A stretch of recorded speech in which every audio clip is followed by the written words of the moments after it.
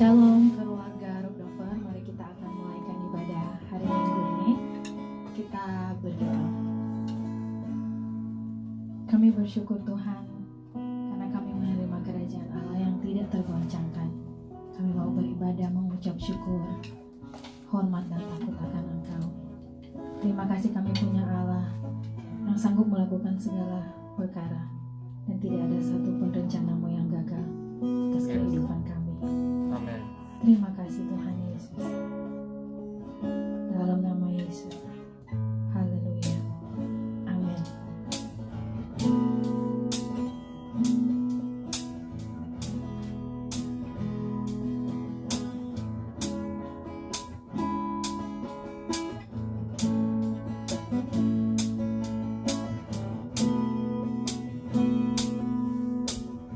You are forever in my life. You see me through the season. Cover me with your hand and lead me in your righteousness. And I look to you, and I wait on you. I sing to you, Lord, a hymn of love for your faithfulness to me. I'm carrying everlasting arms. You never let me go. Through it all,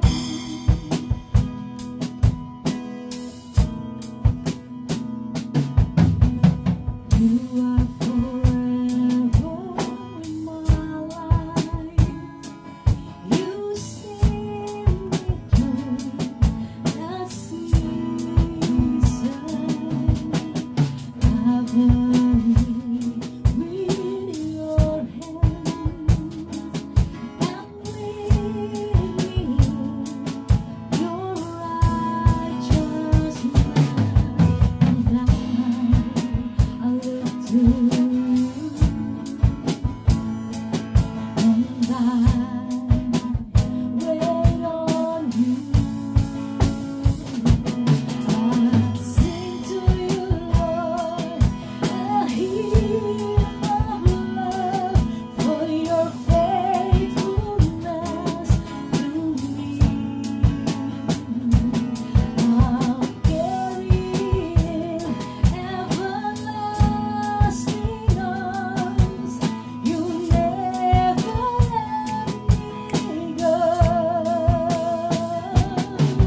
I sing to you, Lord, a hymn of love for your faithfulness to me.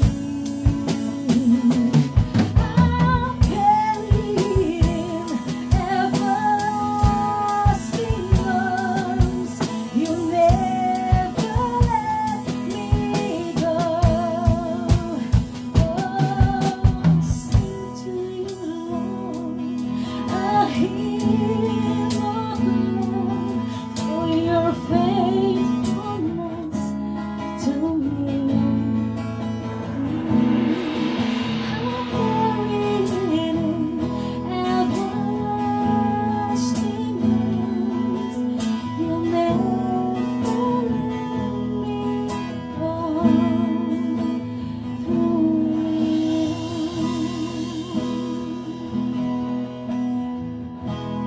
I sing praises to your name. Oh Lord, praises to your name. Oh Lord, for your name is great and greatly to be praised.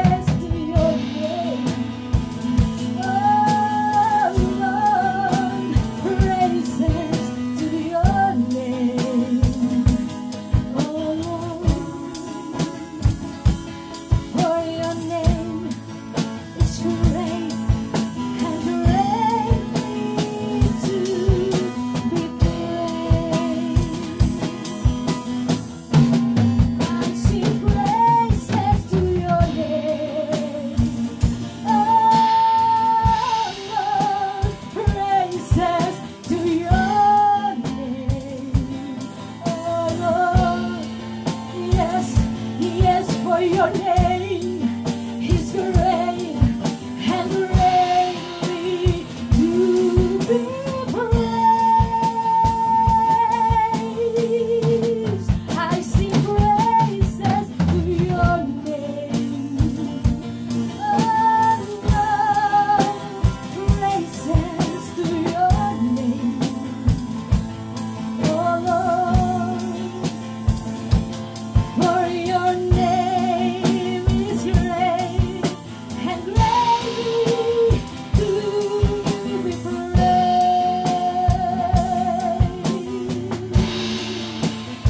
Oh, for your name is great and greatly to be praised.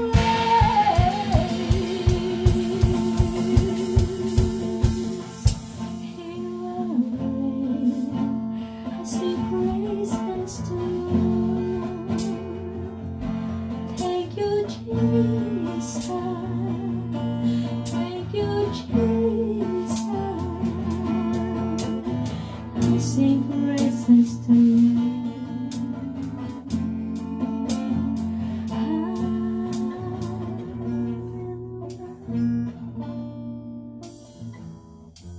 Amen.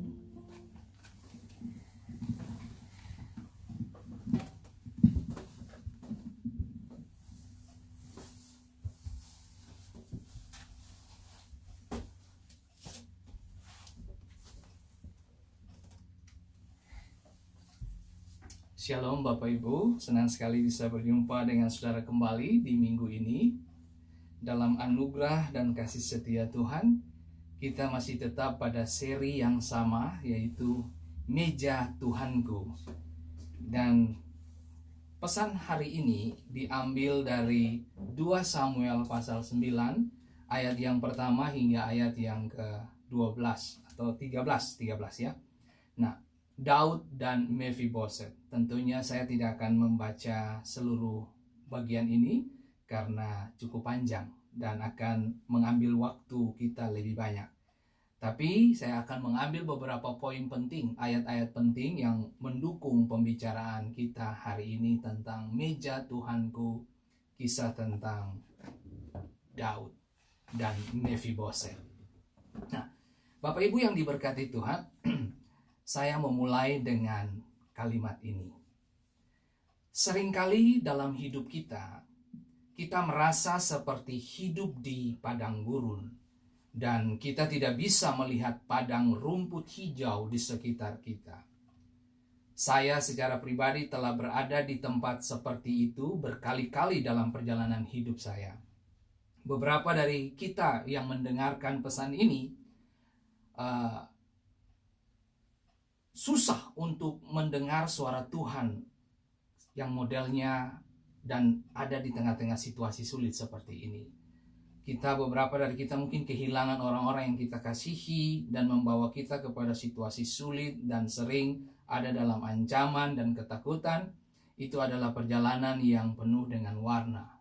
Tetapi, saya suka kata itu, tetapi. Gembala yang baik mempunyai sesuatu yang baru bagi kita hari ini.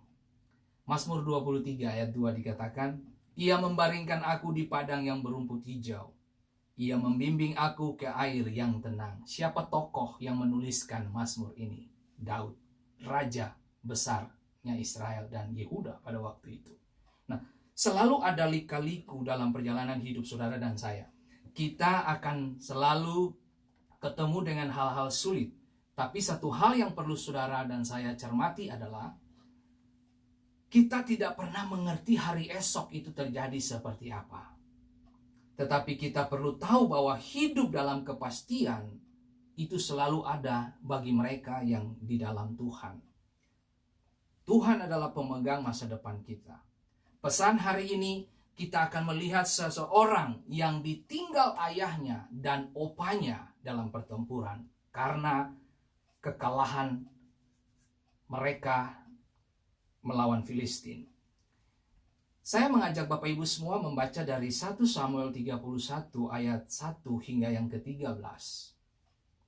Khotbah ini akan menjadi saudara akan mengerti dan bisa menangkap esensi dari pembicaraan pagi ini adalah kalau saudara baca 2 Samuel pasal 9 secara keseluruhan dan 1 Samuel 31 ayat 1 hingga yang ke-13. Dari 2 pasal ini kalau saudara membacanya secara menyeluruh, saudara akan mengerti arah pembicaraan saya pagi ini. Dan saudaraku yang diberkati, ketika saya membaca 1 Samuel 31, saya menemukan gini, kita semua tahu kematian Raja Saul dan ketiga anaknya dan pembawa senjatanya dan seluruh tentaranya sama-sama mati pada hari itu. Pada ayat yang ke-6 menjelaskan hal itu. Mereka mati di tangan tentara-tentara Filistin. Nah, saudaraku yang diberkati, ketika saya membaca pasal ini, 1 Samuel 13 ini, saya berpikir itu adalah akhir dari generasi Saul. Dalam sejarah, artinya Saul memiliki generasi yang terhenti ketika peperangan itu terjadi. Dan Daud akan segera diurapi sebagai Raja Israel. Tetapi Saul memiliki anak laki-laki lain bernama Isiboset atau Esibaal. Nah, arti dari nama ini adalah pria yang memalukan. Nah, saudaraku yang diberkati, nama berbicara tentang sifat dan pekerjaan atau sifat dan karakter kita. Nama menunjukkan siapa Anda sebenarnya. Kemudian Isiboset ini diangkat menjadi Raja Israel oleh paman Saul, yaitu Abner. Kalau saudara baca itu di dalam 2 Samuel pasal 2. Nah, kedengarannya menarik bukan? Daud diurapi, Daud dipilih, tetapi yang diangkat dan dilantik adalah Isiboset. Nah, saudaraku yang diberkati, orang yang diurapi adalah Tuhan, tidak dijadikan untuk Raja Israel. Bahkan setelah musuhnya yang mencari nyawanya mati, Saul dan tentaranya mengejar Daud untuk dibunuh. Mereka sudah mati semuanya, tapi Daud tidak menjadi raja di Israel. Dan pada konteks ayat ini, Daud sudah menjadi raja di Yehuda. Nah, saudaraku yang diberkati Tuhan, begitulah kehidupan kita kelak. Satu-satunya jalan adalah kita perlu menunggu dan percaya kepada Tuhan. Tuhan kalau sudah pilih kamu, dunia akan menghalalkan segala cara untuk menolak.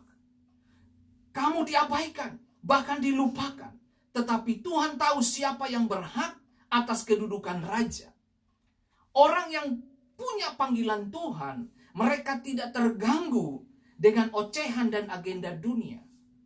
Saudaraku yang diberkati Tuhan, dari 2 Samuel pasal 9 ini kita akan belajar beberapa kebenaran penting di dalamnya. Kebenaran penting ini yang saudara perlu cermati, saudaraku. Dan ini menjadi isi pembicaraan pesan Tuhan hari ini. Poin yang pertama, dia dijatuhkan oleh orang yang dia percayai. Siapa Mephiboset? Mephiboset itu putra Jonathan, cucunya Saul, Raja Saul. 2 Samuel 4 ayat 4 dikatakan, Yonatan, anak Saul, mempunyai seorang anak laki-laki yang cacat kakinya. Ia berumur 5 tahun. Ketika datang kabar tentang Saul Yonatan dari Israel, inang pengasuhnya mengangkat dia pada waktu itu, lalu lari. Tetapi karena terburu-buru larinya, anak itu atau Mephiboset jatuh dan menjadi timpang. Saudaraku yang diberkati Tuhan, cedera Mephiboset karena seseorang menjatuhkannya. Itu bukan salah Mephiboset. Terkadang dalam kehidupan saudara dan saya pun mengalami hal yang sama. Mungkin ada di situasi yang menyebabkan kita terjatuh. Kita ada dalam situasi seperti itu dan merusak hidup kita. Bagian tersulit adalah penyebab kejatuhan kita adalah seseorang yang paling kita percayai. Seseorang yang telah Anda percayai menjatuhkan Anda dan melumpuhkan hidup Anda. Apakah Anda pernah mengalami situasi tersebut atau sedang mengalami situasi seperti itu sekarang? Izinkan saya memberitahu Anda, Tuhan bisa menyelesaikannya. Dan ingat, Tuhan meminta kita untuk menaruh kepercayaan kita kepadanya, bukan kepada manusia. Mazmur 146 ayat 3. Janganlah percaya kepada para bangsawan, kepada manusia yang tidak dapat memberikan keselamatan.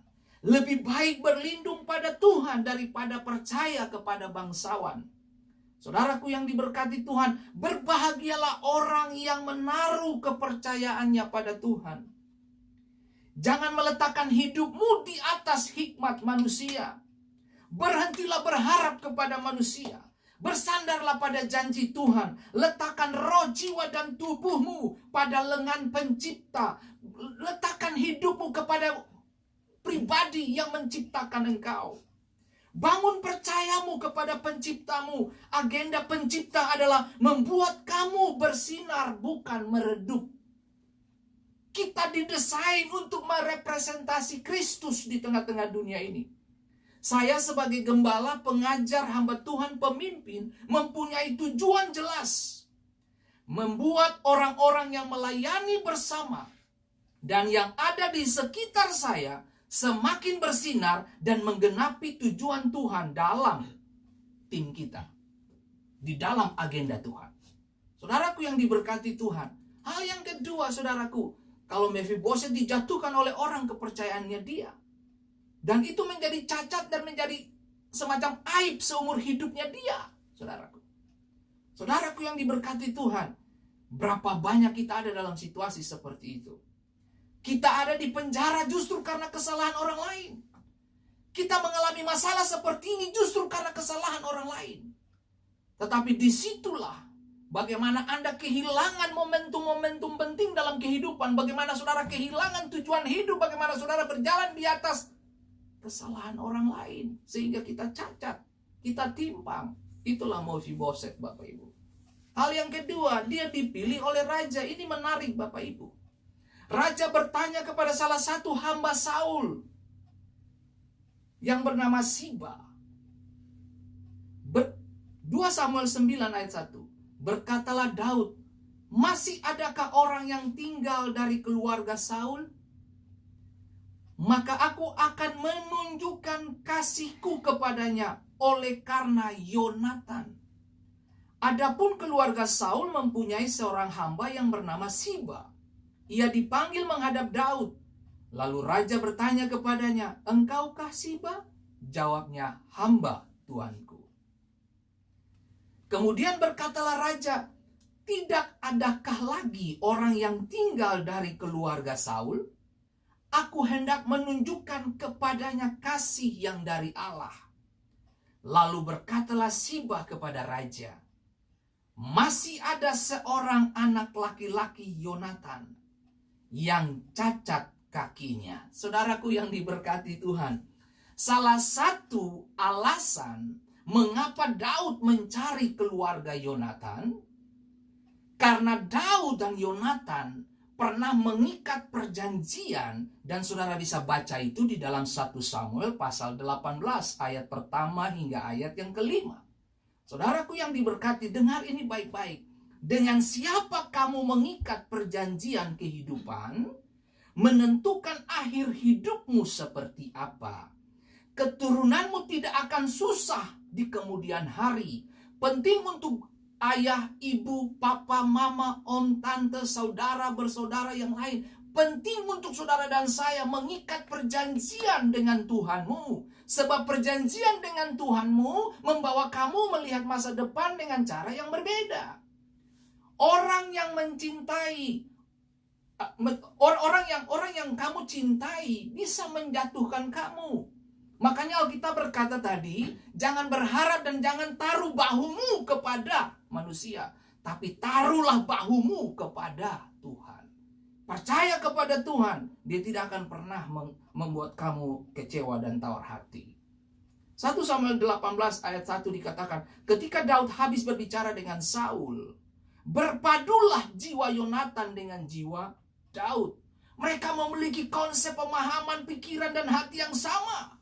Mereka memiliki jiwa kesatria yang sama, kemampuan untuk beradaptasi di tengah-tengah peperangannya kehidupan. Mereka punya kapasitas itu. Mereka punya hal yang sama, hati sama, pikiran sama. Makanya dikatakan berpadulah jiwa Yonatan dengan jiwa Daud. Dan Yonatan mengasihi Daud seperti jiwanya sendiri. Yonatan mengikat perjanjian dengan Daud karena ia mengasihi dia seperti dirinya sendiri. Saudaraku, Yonatan menanggalkan jubah yang dipakainya, memberikannya kepada Daud juga baju perangnya, sampai pedangnya, panahnya, dan ikat pinggangnya. Betapa hebatnya Yonatan memiliki persahabatan, ikatan perjanjian sekali luar biasa dengan Daud, saudaraku. Saudaraku yang diberkati Tuhan, menarik kalau saudara baca 2 Samuel pasal 9. Saudara akan ketemu nilai-nilai kebenaran, bagaimana anugerah menjumpai dan mengabaikan kesalahan-kesalahan. Saudaraku yang diberkati Tuhan, apa yang kita bisa belajar dari Mephiboset ini? Mephiboset namanya artinya memalukan, memusnahkan idola. Saudara, mestinya Mephiboset diidolakan, begitu. Tetapi justru dia berbalik, artinya memalukan sekarang, saudaraku. Mephiboset itu seseorang yang tidak bisa diharapkan. Apa yang bisa kita harapkan dari orang timpang? Apa yang kita bisa berharap dari orang yang lumpuh dan cacat ini? Kita dapat melihat bahwa dia dalam situasi yang tidak berharga, saudaraku. Apakah masih ada seseorang dari keluarga Saul atau Jonathan kepada siapa aku dapat menunjukkan kebaikan Tuhan? Daud punya hati untuk menunjukkan kebaikan Tuhan. Saudaraku yang diberkati. Nah, perhatikan ini, saudara. Di zaman kuno, ketika seorang raja telah dikalahkan oleh musuhnya, seluruh generasinya akan musnah. Sehingga tidak akan ada yang mengklaim tahta kembali. Tetapi di sini kita bisa melihat, tetapi di sini kita bisa melihat Daud alih-alih mencari keluarga Saul untuk dibunuh, dia ingin menunjukkan kebaikan kepada siapapun yang ada di keluarga itu. Artinya Daud memiliki kesempatan dan memiliki kuasa, posisi untuk menghabisi keturunan Saul. Karena keturunan Saul ini artinya opa mereka ingin bunuh si Daud. Daud punya kesempatan untuk menghabisi keluarga ini. Tapi Daud tidak melakukannya. Daud justru melakukannya, yaitu dia ingat akan Jonathan, perjanjiannya. Dia menunjukkan kasih dan kebaikan. Simak balasannya Siba di ayat berikut. Kalau saudara lihat di ayat yang ketiga. Dan Siba berkata kepada raja, masih ada putra Yonatan yang kakinya timbang. Nah, saudaraku yang diberkati Tuhan, mengapa Siba tidak langsung aja menyebutkan namanya Mephiboset? Tapi Siba langsung dengan mengutarakan masalah orang ini. Nah, saudara bisa, masih ada seorang anak laki-laki Yonatan yang cacat kakinya. Kita bisa lihat Siba ketika ditanya tentang orang yang selamat dari keluarga Saul.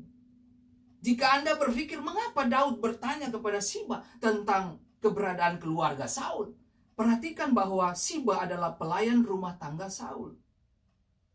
Siba tidak menyebutkan nama orangnya, sebaliknya.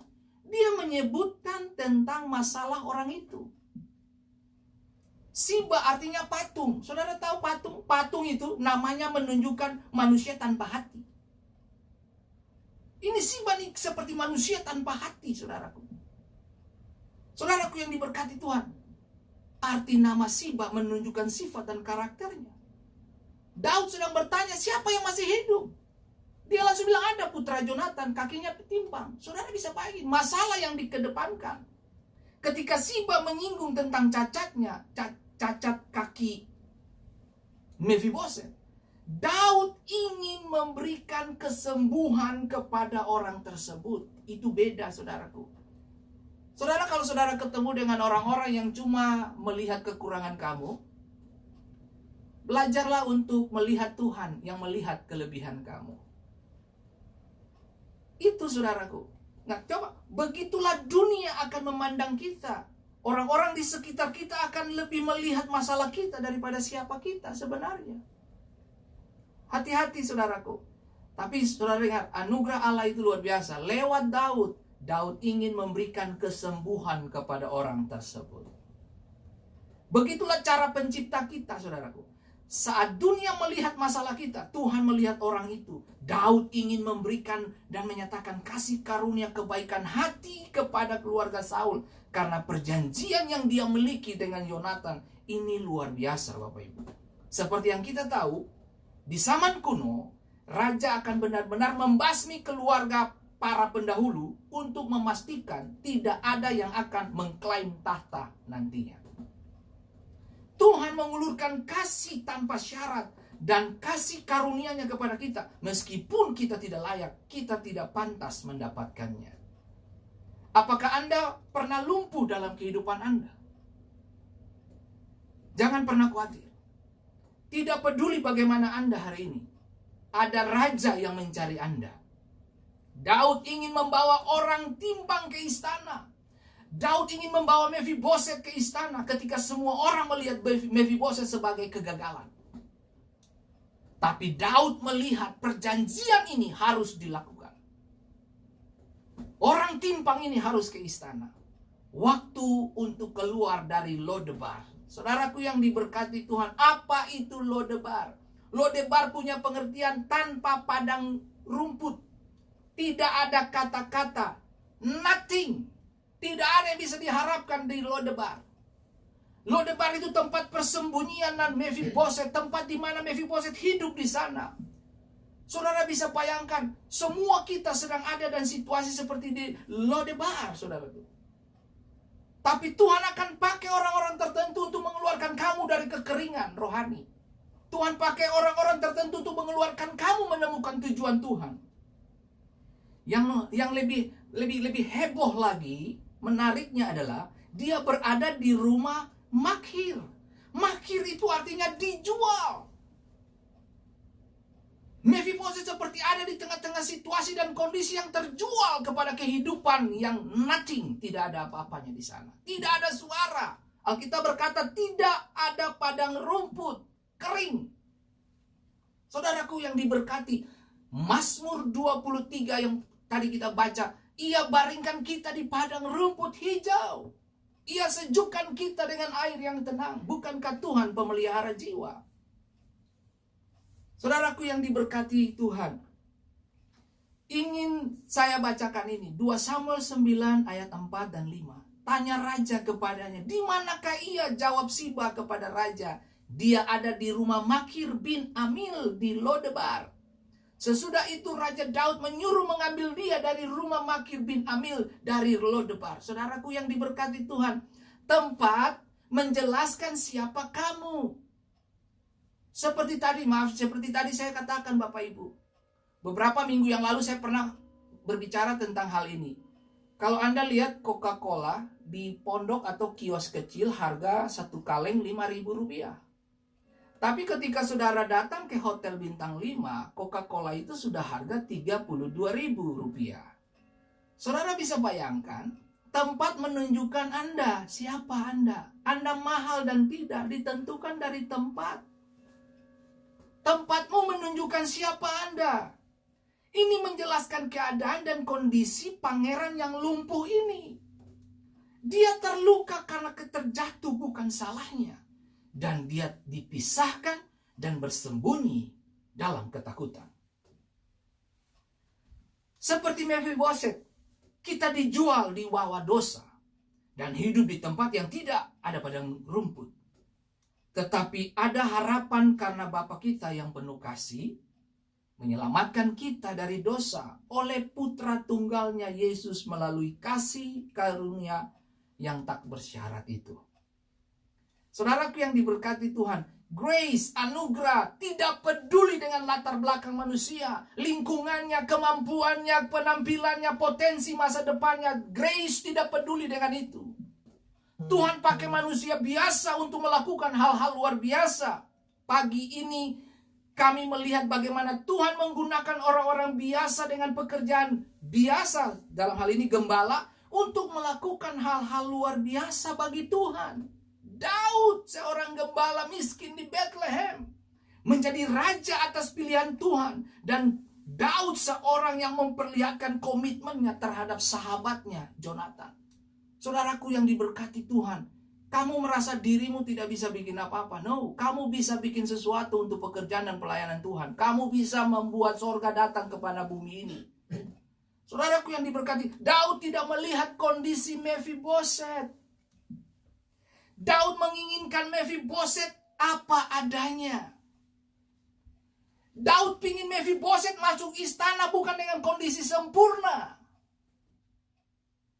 Saudaraku, saya mau beritahu buat saudara, anugerah terima kamu apa adanya. Ingatkah saudara tentang Lukas 15 tentang anak yang hilang, bagaimana dia terhilang dari rumah ayahnya dan dia kembali menemukan jubah dan kasut serta cincin yang baru. Bukankah Tuhan menyediakan pesta? Bapak tidak menyinggung apa yang pernah kamu lakukan 10, 20, bahkan beberapa bulan, bahkan beberapa jam kemarin. Bapak tidak singgung tentang masa lalumu. Bapak selalu menghadirkan masa depan. Karena Bapak tahu, Bapak beda dengan bos.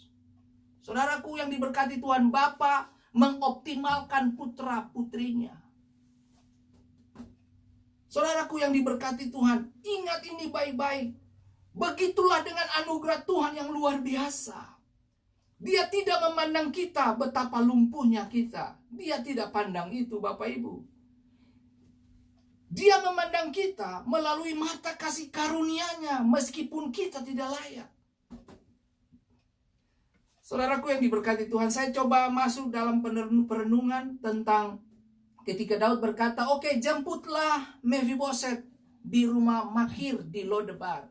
Saya membayangkan saudaraku, kereta kerajaan menuju ke rumah Makhir di Lodebar menjemput seorang lumpuh, seorang yang timpang. Anda bisa membayangkan saudaraku kalau Presiden Republik Indonesia atau Presiden Amerika datang jemput saudara pakai kereta luar biasa. Kendaraannya mampir di rumah kamu. Kamu pasti bangga setengah mati, tapi diliputi dengan ketakutan. Saya bisa merasa apa yang dirasa oleh Mephiboset. Wow, jangan-jangan ini hari terakhirku. Seperti tadi saya bilang, di zaman kuno, kalau raja yang pendahulu kita kalah oleh musuh, semua generasinya bakalan mati. Mephiboset pasti ada di dalam pikiran-pikiran seperti itu, saudaraku. Saya tidak dapat membayangkan bagaimana perasaan Mephiboset ketika kereta datang ke rumahnya, Bapak Ibu, dan mengatakan kepadanya, kamu diinginkan oleh raja. Raja menginginkan kamu, Mephiboset. Hatinya akan meleleh dalam ketakutan dan berpikir, ini akan menjadi hari terakhir dalam hidupku. Tapi apa yang dia harapkan tidak terjadi. Yang mengherankan, Daud berbicara damai kepadanya. Raja menjanjikan kepadanya pengembalian semua kekayaan dan kemuliaan yang pernah menjadi milik keluarga Saul. Dan lebih dari itu, Mephiboset mendapat tempat di meja raja. Seperti Mephiboset, ketika kita takut akan penghakiman, justru Tuhan mengulurkan kasih karunia-Nya kepada kita. Itu yang saya sebut anugerah tanpa batas, saudaraku. Saudaraku yang diberkati Tuhan, Mephiboset tidak hanya menerima rahmat, tetapi juga lebih banyak berkah dari raja yang tidak pernah dia bayangkan, saudaraku. Di Lodebar, Mephiboset tidak punya apa-apa. Dia miskin, dia orang buangan, dia adalah seorang buronan. Dia tidak punya harapan dan tidak punya prospek untuk masa depannya. Tapi ketika dia bertemu dengan kasih karunia, semuanya berubah. Semua kebutuhannya saat itu terpenuhi dan masa depannya terjamin. Hal yang sama berlaku untuk semua orang yang mengalami kasih karunia Tuhan di hari ini. Ketika kita diperbudak oleh dosa, kita berada di Lodebar, yang tidak memiliki apa-apa. Kita terhilang dan tidak memiliki harapan. Tetapi ketika Tuhan mengulurkan dan memeluk kita dengan kasih karunia-Nya, segalanya berubah, Bapak Ibu. Lebih dari itu, kita telah menjadi pengambil bagian dan ahli waris kerajaan-Nya. Ayat 11 dikatakan, berkatalah Siba kepada raja, hambamu ini akan melakukan tepat seperti yang diperintahkan tuanku raja kepadanya. Dan Mefiboset makan sehidangan dengan Daud sebagai salah seorang anak raja. Gila kan? Hebat ini. Mefiboset mempunyai seorang anak laki-laki yang kecil bernama Mika. Semua orang yang diam di rumah Siba adalah hamba-hamba Mefiboset. Demikianlah Mefiboset diam di Yerusalem sebab ia tetap makan sehidangan dengan raja, adapun kedua kakinya timpang. Saudaraku, ada di istana tapi kaki tetap timpang. Ayat 7, saudaraku. Coba saudara baca itu. Kemudian berkatalah Daud kepadanya, janganlah takut, sebab aku pasti akan menunjukkan kasihku kepadamu oleh karena Yonatan ayahmu. Aku akan mengembalikan kepadamu segala ladang Saul nenekmu, dan engkau akan tetap makan sehidangan dengan aku. Raja memberikannya kedamaian dan kebaikan demi Yonatan ayahmu. Apa yang Yesus buat untuk kita, kita sudah terima hari ini, saudaraku. Raja mengembalikan, memulihkan ladang dan tanah Saul kepada Mefiboset. Raja memberikannya hak istimewa, makan roti di meja Daud terus menerus. Nah, raja menjadikan salah satu miliknya. Apa itu? Mefiboset makan sehidangan dengan Daud sebagai salah seorang anak raja. Saudaraku yang diberkati, grace tidak terganggu dengan masa lalumu. Anugerah tidak terganggu dengan masa lalumu. Kasih karunia tidak terganggu dengan masa lalumu.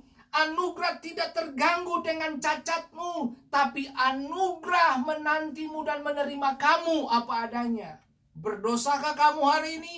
Berapa banyak dosa yang kamu telah lakukan untuk Tuhan, bahkan mendukacitakan Tuhan. Anugerah tetap membuka tangan dan menyambutmu. Mefiboset masuk ke istana. Kakinya tetap lumpuh. Dia tetap memiliki kekurangan fisik. Saudaraku yang diberkati Tuhan, Paulus mengingatkan jemaat di Efesus, saudaraku. Kamu dahulu sudah mati karena pelanggaran-pelanggaran dan dosa-dosa kamu. Dan kamu hidup di dalamnya. Dan kita semua terhitung di dalam kehidupan dosa seperti itu. Bahkan kita hidup di dalam hawa nafsu daging. Menuruti segala kehendak daging. Pikiran kami begitu jahat. Pada dasarnya kami adalah orang-orang yang harus dimurkai. Sama seperti mereka yang lain hidup di dalam dosa. Tetapi Allah yang kaya dan rahmat, oleh karena kasih-Nya yang besar yang dilimpahkannya kepada kita, telah menghidupkan kita bersama-sama dengan Kristus, sekalipun kita telah mati oleh kesalahan-kesalahan kita. Perhatikan kalimat terakhir ini. Oleh kasih karunia kamu diselamatkan. Saudaraku yang diberkati Tuhan, Mefiboset gak bikin apa-apa. Mefiboset gak punya prestasi yang berlebihan secara manusia. Dia seorang yang cacat, apa yang bisa diandalkan begitu? Tinggal di Lodebar. Tepatnya di rumah Makir, dijual seperti diperbudak begitu Bapak Ibu. Menjadi tontonan dan kegagalan bagi orang-orang di sekitarnya. Dipermalukan, saudaraku. Tapi yang terjadi apa? Anugerah menjumpai dan mengangkat. Hari ini kalau beberapa dari Anda mendengarkan pesan ini dan berkata, Tuhan, aku tidak mampu lewati setiap situasi ini. Hey, Mefiboset bisa lewati fase yang sama. Mefiboset itu juga ada di rumah saudara. Dia sanggup dan dia akan mencicipi kebaikan hati Tuhan.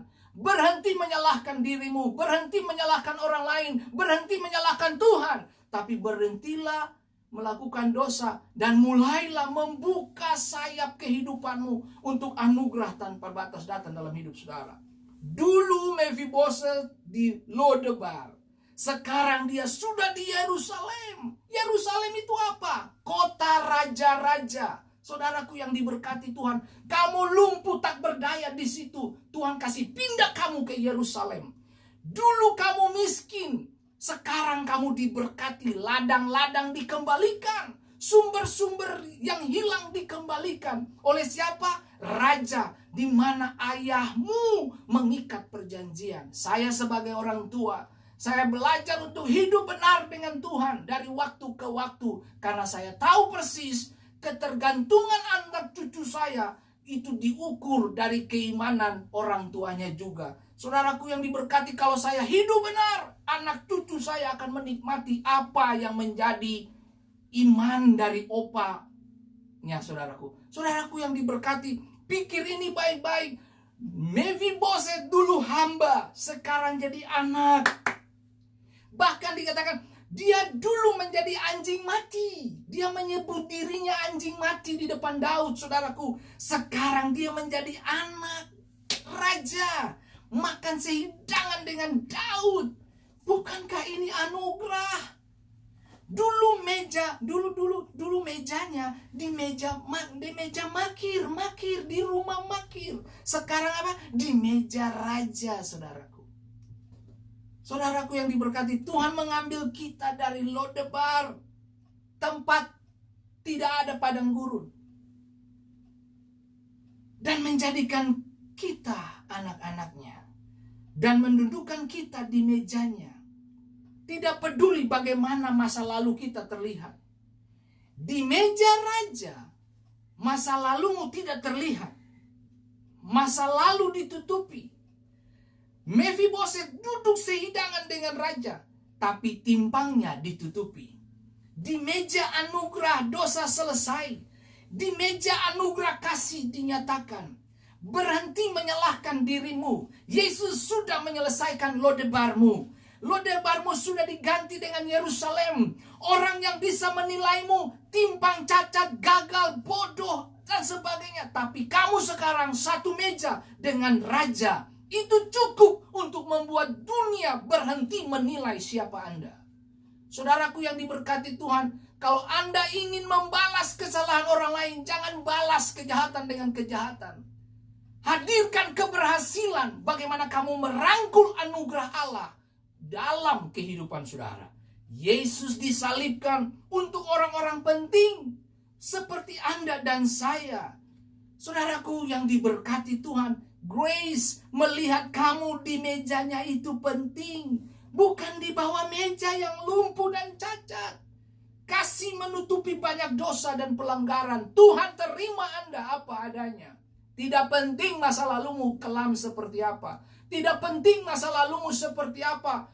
Saya mau beritahu kepada setiap kita, kasih menutupi banyak dosa. Waktu Mephibosheth duduk makan sehidangan dengan raja, kemudian di sisinya ada Ahinoam, kemudian ada anak-anak yang lain, Amnon, kemudian ada Salomo mungkin di situ, dan beberapa anak-anak Daud yang lain. Mereka duduk bersamaan di situ, Bapak Ibu, sejajar dengan Mephibosheth. Mephibosheth sejajar dengan mereka. Saudaraku yang diberkati Tuhan, saya cuma mau mengingatkan Bapak Ibu semua, jangan sering-sering, jangan terlalu menyalahkan dirimu. Aduh, aku begini karena dosa ini. Betul Bapak Ibu, dosa menjauhkan kita dari hubungan dengan Tuhan. Tapi saudara pun harus tahu, Yesus sudah mati. Kamu tinggal datang kepadanya dan berkata, Tuhan, aku mau menghirup anugerah-Mu. Aku mau menghirup kasih karunia-Mu. Aku tidak mau mengingat apa yang pernah aku lakukan, keputusan-keputusan keliru 5-6 tahun yang lalu. Berhenti sudah. Sekarang mulai melangkah di dalam anugerah dan kesetiaan Tuhan. Sekali lagi, Mephibosheth duduk makan bersama dengan raja dan anak-anaknya yang lain. Batasnya dari dada sampai ke atas. Tapi kaki di bagian bawahnya masih tetap lumpuh. Tapi di bagian meja ke atas, saudaraku, dia terlihat luar biasa. Itu yang saya bilang, saudara. Kasih menutupi banyak dosa dan pelanggaran. Anugerah mempercantik kehidupan kita di meja raja. Selamat menikmati meja raja, Bapak Ibu. Berhenti menyalahkan diri saudara. Mulailah berpikir bagaimana menyenangkan Tuhan dan membalas seluruh kebaikan hati Tuhan hari ini. Kalau Anda bisa melayani Tuhan, bisa bernyanyi, bernyanyilah untuk kemuliaan Tuhan. Kalau Anda bisa bermain musik, bermain musiklah untuk kemuliaan Tuhan. Kalau Anda cuma bisa mendoakan orang, berdoalah untuk orang-orang itu. Kalau Anda cuma bisa bilang, aku cuma punya tenaga dan bisa menolong kamu segini, menolonglah orang lain. Karena itu yang dikehendaki oleh Alkitab. Karena itu yang Tuhan mau dari kita. Kepada Bapak Ibu semua yang sudah mengalami anugerah dan pengampunan Kristus, berhentilah menyalahkan dirimu. Mulai bangkit dan melihat masa depan sungguh ada di dalam Tuhan. Ingat ini baik-baik saudaraku. Kamu sekarang satu meja dengan raja. Itu cukup untuk membuat dunia berhenti menilai Anda. Tuhan memberkati kita semua. Sebelum kita mengakhiri ibadah ini minggu ketiga bagi kami keluarga besar Rob Dover untuk terima perjamuan kudus. Dan Bapak Ibu harus tahu bahwa perjamuan kudus itu adalah meja kehidupan bagi setiap saudara dan saya. Karena sebelum Yesus menyelesaikan kehidupannya dan dia berangkat ke sorga nantinya, dia melakukan perjamuan terakhir. Nah saudaraku yang diberkati Tuhan, perjamuan kudus ini adalah berkat rohani yang luar biasa. Ini profetik banget buat kita. Bagi Bapak Ibu yang sudah siapkan tubuh dan darah Kristus di rumah, mari satukan hati dan kita sama-sama menikmati tubuh dan darah Kristus. Saya bagi dulu kepada teman-teman di studio.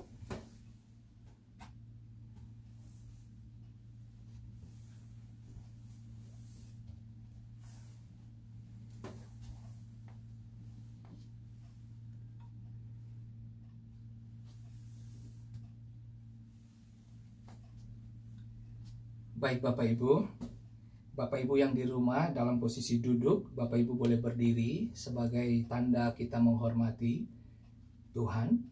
Mari kita angkat roti di tangan kanan kita. Inilah tubuhmu yang diserahkan bagi kami. Engkau mati untuk orang penting seperti kami. Kami bersyukur bahwa kami tidak menjadi sampah lagi. Kami bersyukur oleh karena anugerah dan pengorbanan Kristus. Kami terima kehidupan Tuhan hari ini.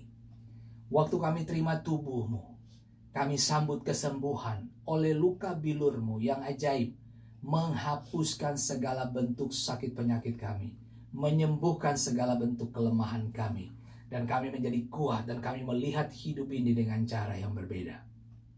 Percayakah saudara bahwa yang ada di tangan kananmu adalah persekutuan dengan tubuh Kristus?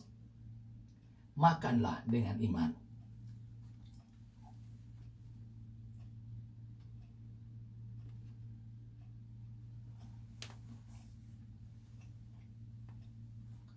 Mari Bapak Ibu, angkat cawan di tangan kanan saudara.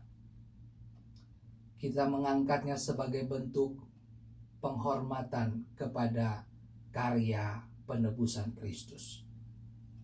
Pada malam waktu dia diserahkan, diambilnya cawan sambil berkata, inilah cawan perjanjian baru yang dimeteraikan oleh darahku. Ambil dan minumlah. Ingatkanlah akan aku setiap kali engkau meminumnya. Percayakah Bapak Ibu bahwa darah Kristus melenyapkan setiap beban dosa. Bahkan oleh darah Kristus kami luput dari maut. Dan darah yang sama membebaskan bangsa Israel dari malaikat maut. Darah yang sama melepaskan kami dari kebodohan dunia. Tuhan tolong kami, dan kami sambut kuasa darah-Mu ini dalam sukacita Yesus. Percayakah saudara bahwa yang ada di tangan kananmu adalah darah Kristus? Ambil dan minumlah dengan iman.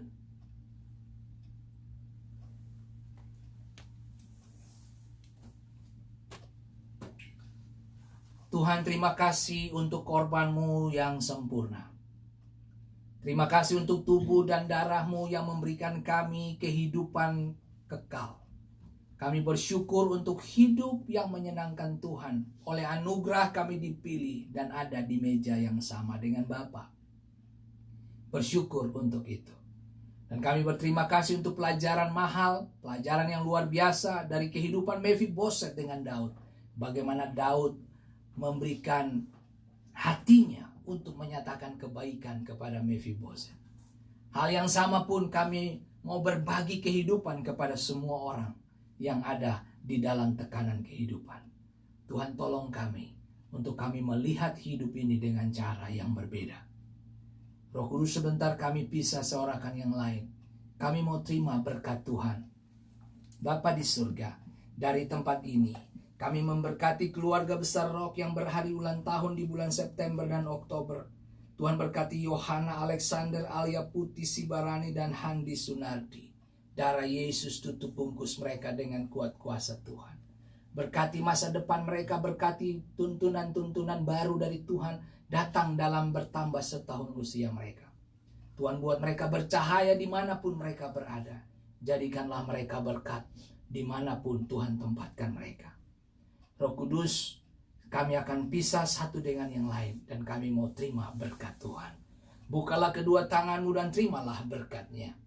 Tuhan memberkati engkau dan melindungi engkau. Tuhan menyinari engkau dengan wajahnya dan memberi engkau damai sejahtera.